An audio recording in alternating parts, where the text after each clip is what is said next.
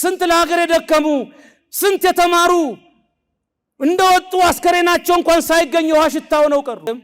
አንተ ሴት ተምርኸው ነው አንተ ድሃ የድሃ ዘር እንደዚህ ብሎ ሰውን ዝቅ ማድረግ ይሄ ከባድ በደል እንትን በመንፈሳዊነት ግን በግብረ ገብን ያደጉ ሊገለው ቶሎ ቴሌቪዥን ይዘጋሉ ይሳቃሉ።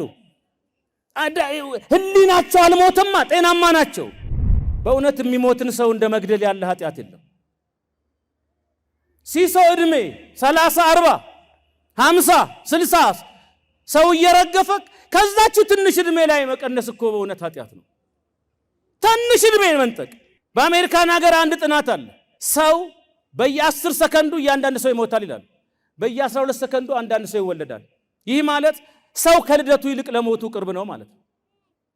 ሞት ማለት ባንክ ቤት ያስቀመጥ ነው አይደለም፣ ተሸክመን የምንዞረው ነው። ስንወለድ በቅጽበት ነው፣ ስንሞትም በቅጽበት ነው። በእያንዳንዷ ሰከንድ ከሞት እያመለጥን ነው የምንኖረው። በእያንዳንዷ ሰከንድ ከሞት እያመለጥን የምንኖረው እግዚአብሔር በእኛ ላይ ዓላማ ስላለው ነው። ሊሰራብን ያሰበው ነገር ስላለ ነው። እግዚአብሔር ስራውን ሊሰራበት ያቀደውን ሰው ለምንድን ነው የምንገለው? ማን ነው ሰውን መፍጠር ሰውን መስራት የሚችለው? አይደለም ሰውን መግደል፣ ክፉ ቃል መናገር ተገቢ አይደለም። ቃኤልን ያስጠየቀው እኮ መግደሉ ብቻ አይደለም። እኔ የወንድሜ ጠባቂ ነኝ አለ። እንዴ ትልቁ ኃጢአት ይሄ ነው። የወንድሙ ጠባቂ፣ እናንተን ጠባቂ፣ እኔ እናንተ ጠባቂ ነኝ። አትግደል፣ የህይወቱ ጠባቂ ነህ። አታመንዝር፣ የትዳሩ ጠባቂ ነህ። አትማ፣ የስሙ ጠባቂ ነህ። እናት አባት አክብር፣ የውለታ ጠባቂ ነህ። ሎሌውን ሀብቱን ከብቱን አትመኝ፣ የሀብት ንብረቱ ጠባቂ ነህ። ትልቁ ያላወቅነው ይሄ ነው። እንኳን ልንገለው የመጠበቅ ኃላፊነት አለብን። ፌደራል ፖሊስ አይደለም ሰውን የሚጠብቀው፣ እኔ እናንተን፣ እናንተ እኔን። ግዴታ ነው ይሄ። ማቴዎስ 5:25 ላይ እዩ። ወንድሙን አለኮ አንተ ጨርቃም ብሎ የሚሳደብ የሸንጎ ፍርድ ይገባዋል ማለት በዚህ ዓለም ላይ ዋጋውን ያገኛል። ገበሬ እዚህ ዘርቶ ሌላ ሀገር አያጭድም፣ እዚሁ ያጭዳል፣ እዚሁ ታጭዳለህ። ጨርቃም ማለት ሰውን ማሳነስ። አናቅህም አንተ ሴት ተምርኸው ነው አንተ ድሃ የድሃ ዘር እንደዚህ ብሎ ሰውን ዝቅ ማድረግ ይሄ ከባድ በደል ግፍ ነው። ሁለተኛ አንተ ደንቆሮ ማለት ወንድሙን አለ የገሃነም ፍርድ አለ። በጣም ከባድ ነው። ደንቆሮ ማለት ሰው ላይ ተስፋ መቁረጥ፣ እግዚአብሔር ያነጋለትን ሰው እሺ አትረባም ማለት። ሰውን አትረባም ማለት ትረባለህ ብሎ ያስቀመጠውን እግዚአብሔርን አትረባም እንደማለት ነው። ስለዚህ ባለቤቱ ተስፋ ሳይቆርጥበት ለምን ሰው ላይ ተስፋ የምንቆርጠው? ኖሮ ያልጨረሰ ሰው በሰው ላይ አይፈርድም። ኖሮ ያልጨረሰ ሰው በሰው ላይ ክፉ አይናገርም።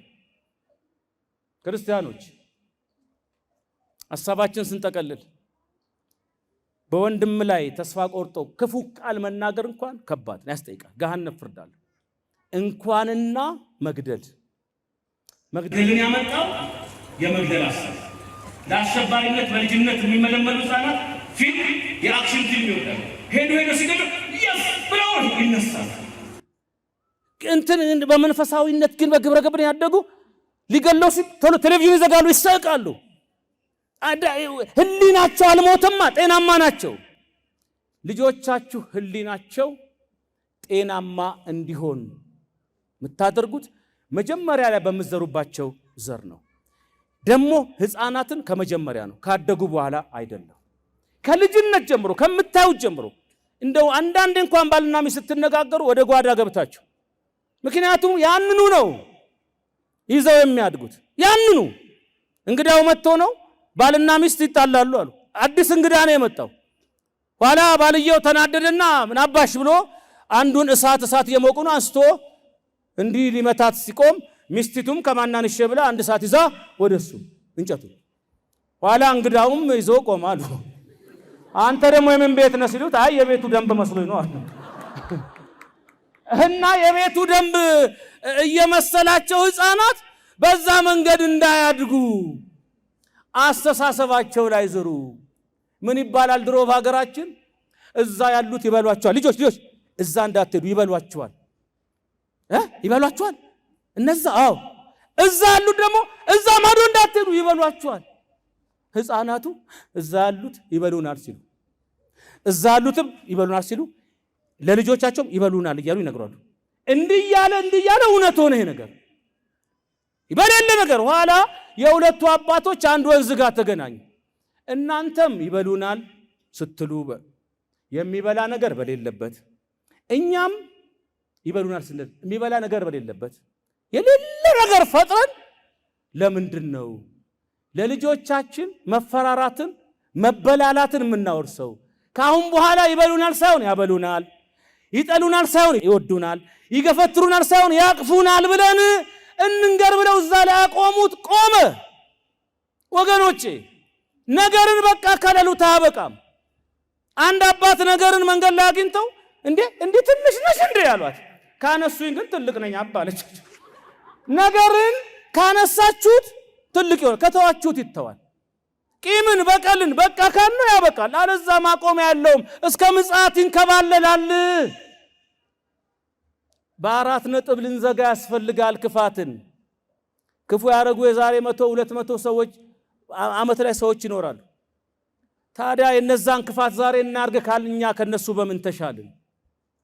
ከዛሬ በኋላ ሁሉም ሰው አገር ለማዳን ትውልድ ለማዳን በልጆቻችሁ ላይ ፍቅርን ዝሩ።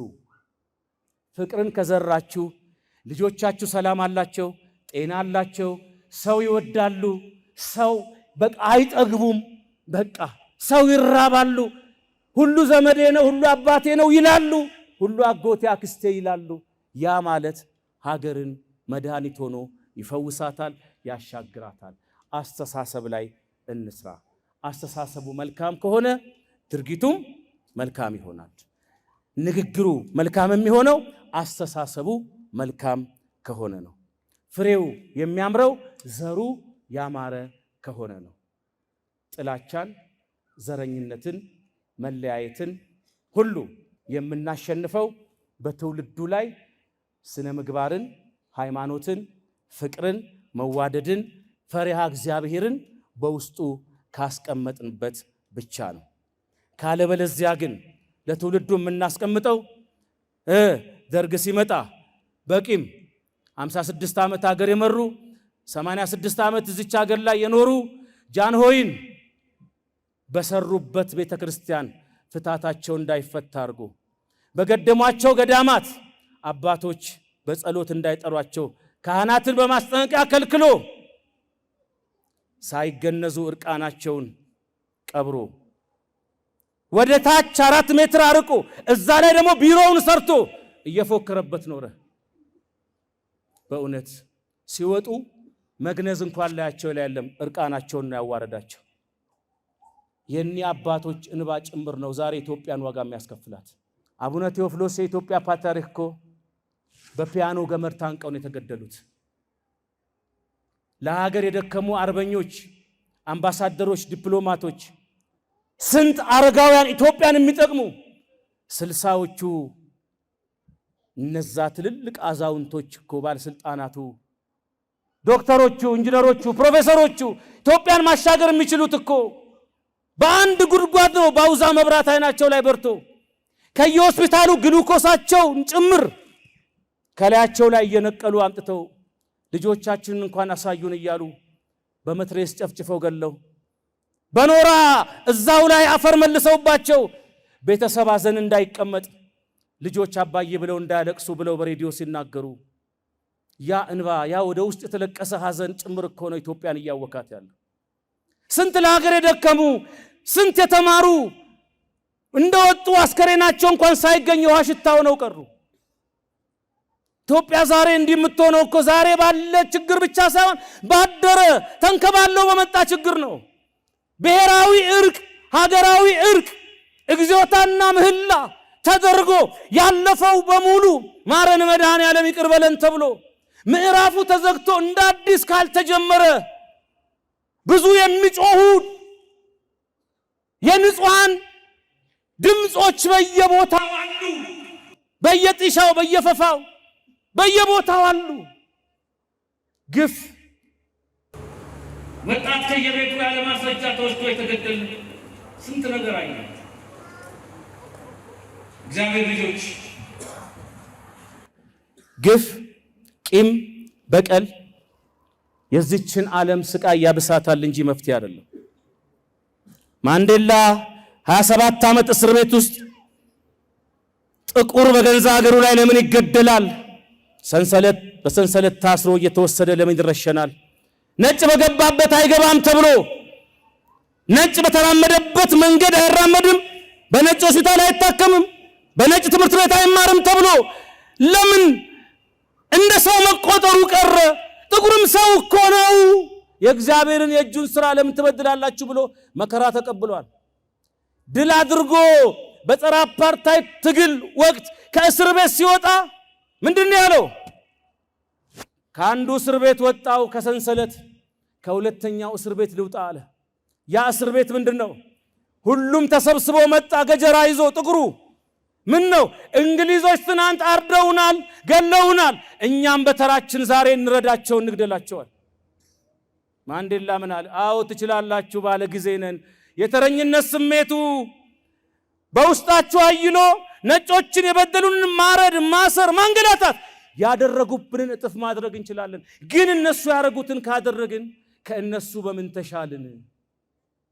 ስለዚህ ቢላችሁን ጣሉ አለ። ወገኖቼ ሰውን የምናሸንፈው እሱ በሄደበት አይደለም። ጨረስኩ። ክርስቶስ መስቀል ላይ ጠላቶች ጦር ሲወረውሩ እሱ ፍቅርና ይቅርታን ወረወረ። የነሱ ጦር አለቀ፣ የሱ ፍቅር ግን ዘለቀ። ይሁዳ በክፋት በጥላቻ በሽንገላ የውሸት አቀፈ፣ ክርስቶስ በእውነተኛ ፍቅር አቀፈ። ይሁዳ ለጊዜው ኖረ፣ ክርስቶስ ለጊዜው ሞተ። ክርስቶስ ለዘላለም ተነሳ፣ ይሁዳ ለዘላለም ሳይነሳ ቀረ። ለዘላለም የሚነሳውን የማያልቀውን እና የሚያሸንፈውን የፍቅር አስተሳሰብን በውስጣችን እንያዝ። ያስተማረን የመከረን እግዚአብሔር የተመሰገነ